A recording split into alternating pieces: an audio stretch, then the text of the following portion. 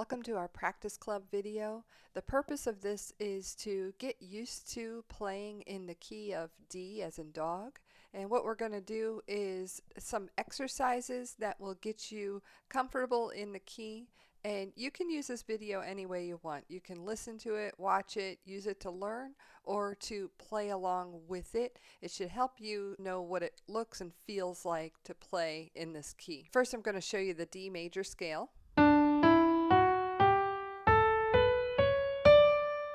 There's two black keys in it, F sharp and C sharp.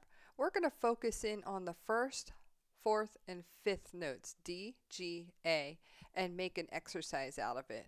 I'm going to find it here. Play it a couple of times.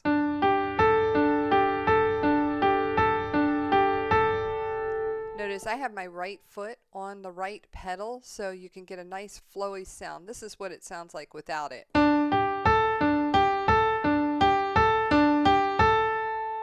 So just notice the difference between sounds. And now I want to find these same three keys over and over through the keyboard. And I'm going to start at the bottom.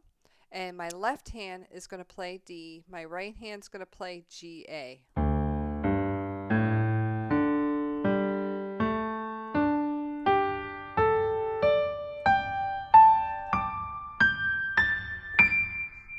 Now I'm going to have my left hand play all three notes and my right hand play all three notes.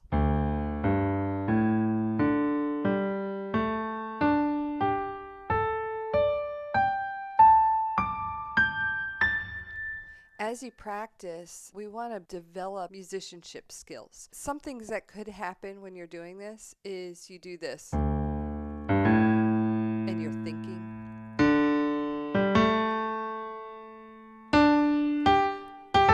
See how I'm going dum ba dum, because it's easy to find these two notes together, so you do those fast, but then it takes time to think about the next note. Where is the next one? So what we want to do is gradually increase our speed, controlling your speed between the easy notes and the harder notes.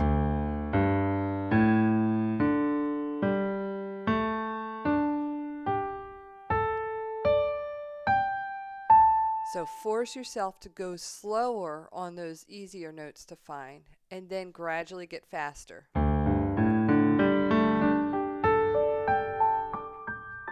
So that's one thing you can do with these three notes. You can also practice your wrist rotation with your right hand. Either hand's fine, but for this exercise,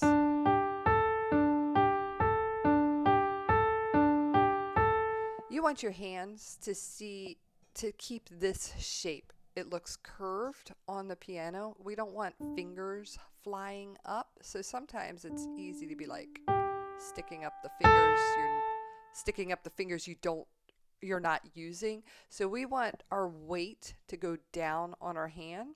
And as you play, kind of pretend your wrist is in charge and it's trying to coordinate so your fingers hit those notes. You're not going to do this all the time, just for the exercise. So just remember, your wrist can spin, and we want to take advantage of that to do that. So there we go.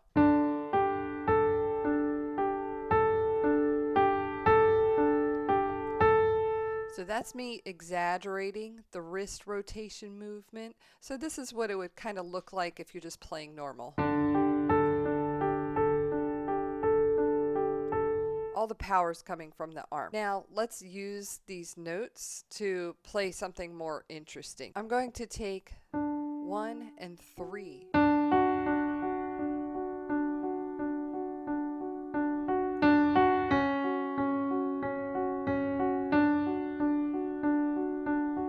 One and 3 are your home notes. It's kind of the center of gravity in a key. So when you play things out,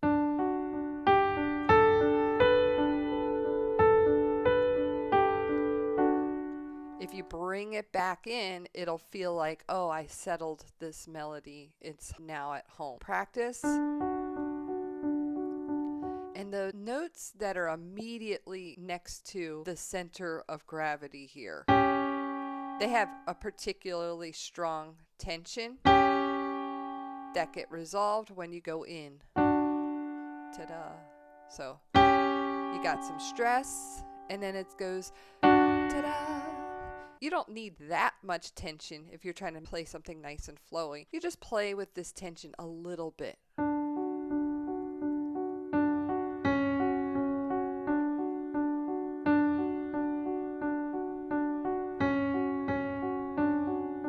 I have my left hand.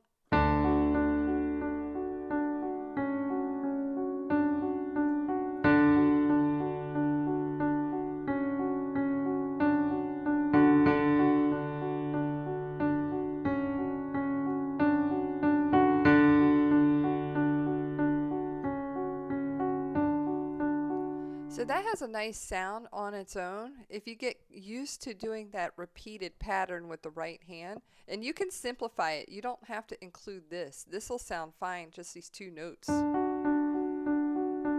can do that the whole time and have your left hand get more creative within the key. You want to select a note and kind of think about how the sound is. So you really want to take your time when you're doing this. Enjoy the soundscape as you're playing. Enjoy how it sounds nice when you're playing, and don't put pressure on yourself to do something different. Just kind of sit with it, and then have your left hand play other notes and decide how it feels. If anything sounds like a little off, bring it back to your home base. That will settle it. Those off notes, you'll see what I mean, might sound like, oh, that doesn't sound good compared to this, but if you just accept them and then bring them back home, it'll have a nice sound.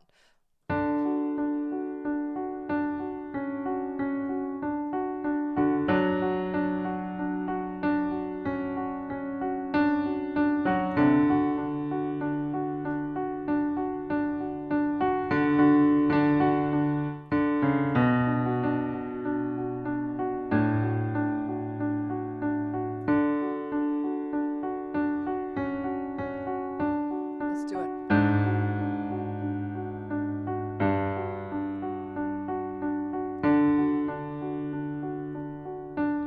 Now notice I hit a note that sounded more odd than the rest if you're really tuned in. But instead of thinking I made a mistake, let me demonstrate what it would sound like if I kind of overreacted to that odd sound.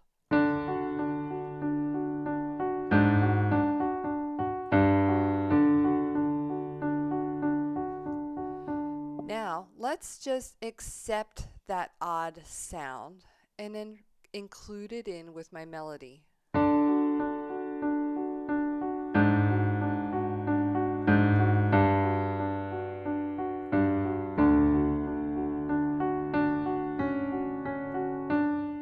So when you do that, we want to find the other notes that it can settle down into before returning home. So we want to hierarchy these notes. Remember, these are home. The ones right outside of them have more tension and they bring you home. But they also can bring you out. And then we're skipping a couple of notes in between. So those ones that bring you out, you can hang out on those notes as well.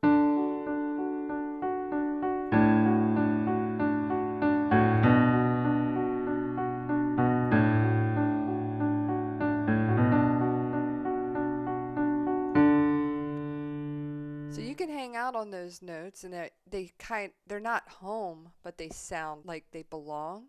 But you can also hang out on the notes that are not in the key of D, and you can just bring them into one of those other notes. This might be a lot of information I'm putting into one video, but the more you listen to this kind of stuff, the more it gets repeated, and you'll get used to this kind of language. So don't put pressure on yourself to understanding everything. Just allow things to go over your head if it's over your head.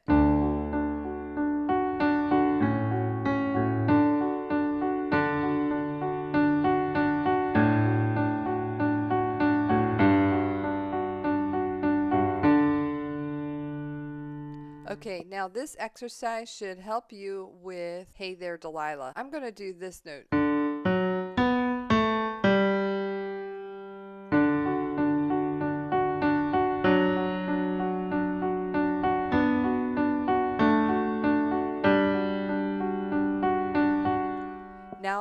include the melody.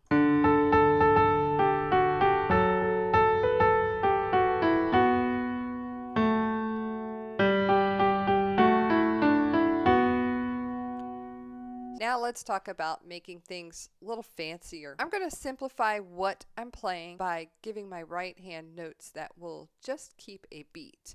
A and D.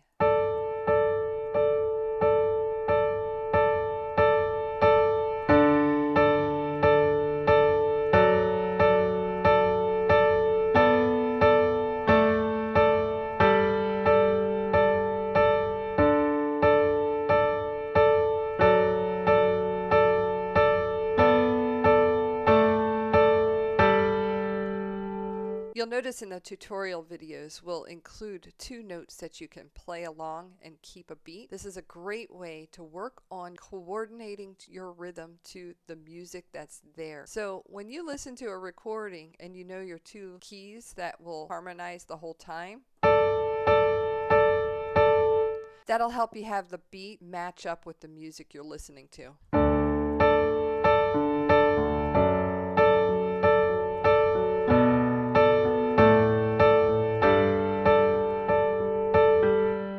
Now I'm going to give you one more bass line that coordinates with Melancholy Hill.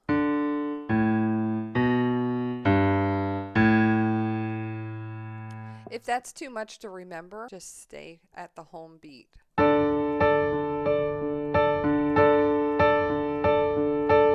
There's 3 levels of playing along to this recording. First level is to play these 2 notes and keep a beat through the whole time I'm playing this other stuff. The second level would be to also coordinate your left hand and hit the first note. And the third level would be to play the entire bass line that I'm going to play. And even that you can simplify if you want to drop your right hand and focus on learning that bass line. You can learn this any order you want.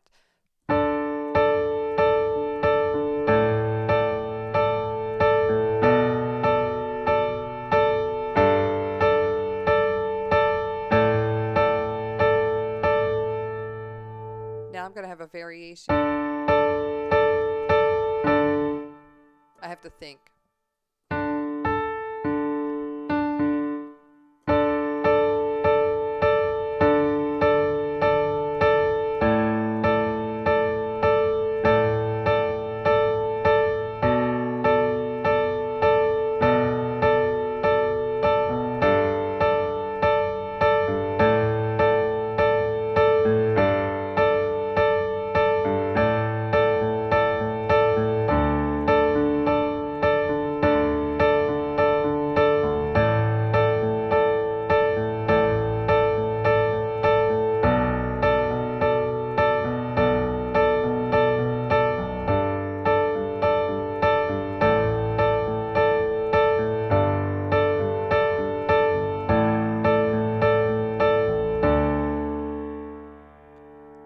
There you go. Key of D.